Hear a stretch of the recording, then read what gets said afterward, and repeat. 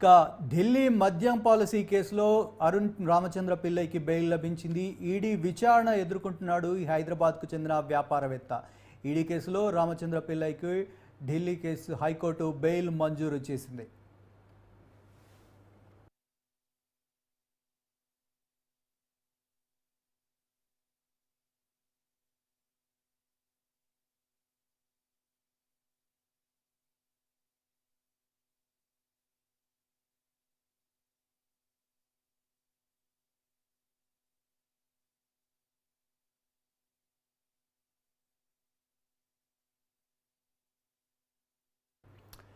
ఇక ఢిల్లీ మద్యం కేసులో ఒక్కొక్కరికి బెయిల్ లభిస్తోంది. ఇటీవలే కల్వకుంట్ల కవితకు బెయిల్ మంజూరైన విషయం మనందరికీ తెలిసిందే. ఇప్పుడు తాజాగా మరోసారి ఢిల్లీ మద్యం కేసులో అరెస్ట్ అయిన అరుణ్ రామచంద్ర పిల్లైకి కూడా ఇవాళ బెయిల్ మంజూరైంది.